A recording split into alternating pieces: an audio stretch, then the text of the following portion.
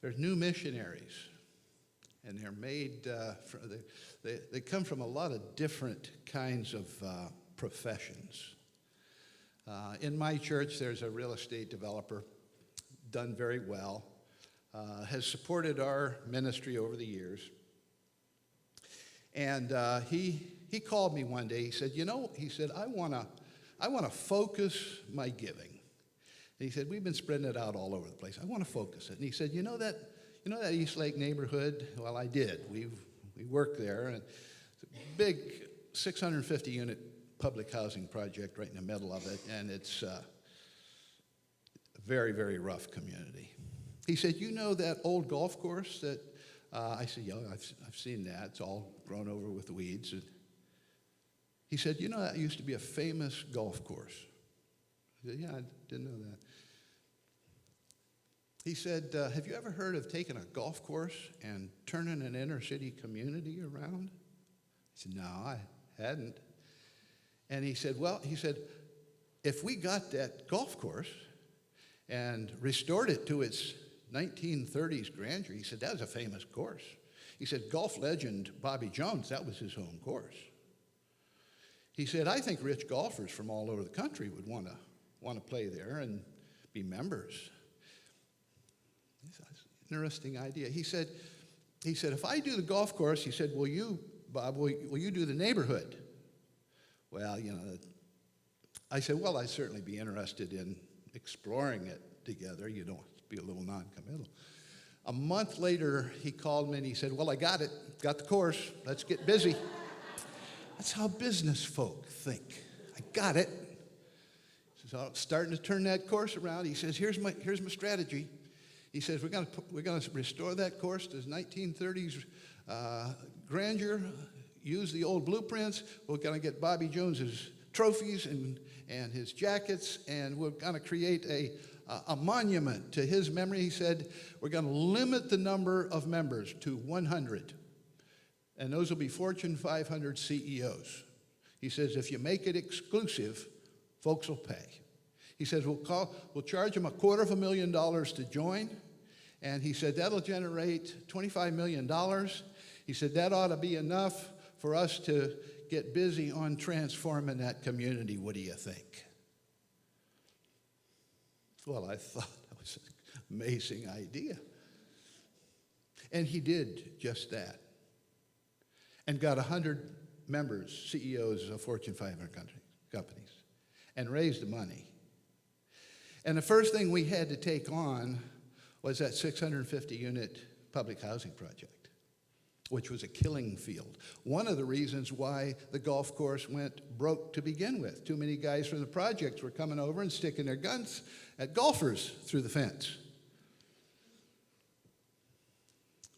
Well, we said, a mixed income strategy is what is needed here. We need neighbors from racially and economically diverse in healthy relationships. We want to do a 50-50 mix. We'll tear that housing project down and rebuild it with a 50-50 mix. 50% of the residents are from the market rate folks who can pay full rent, and the other 50% are public housing residents. It's a wonderful vision. HUD did not agree. He said, folks that can live anywhere are not going to choose to live in a community that has a reputation like that does, and they're not going to choose to live next door to people who they view as marginalized. And so business folk, this is the way they think. He said, Tom says, we got to get Jimmy Carter up there. Jimmy Carter can deliver this for us. And so years ago, he had supported Jimmy Carter's campaign.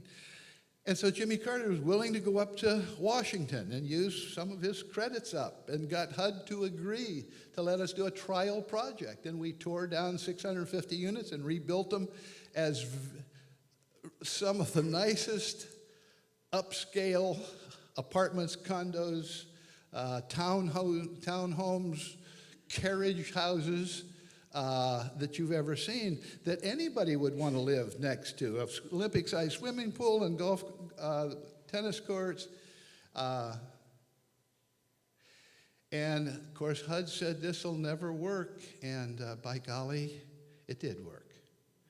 And we filled those new units up, a 50-50 mix of rich and poor, white and black, and it just kind of amazed everybody. And they said, why would these folks move in here? Well, we said there's a whole new generation of young people who think that diversity is a good thing. And they want their lives to count. And they will move in there in the droves. And that actually happened.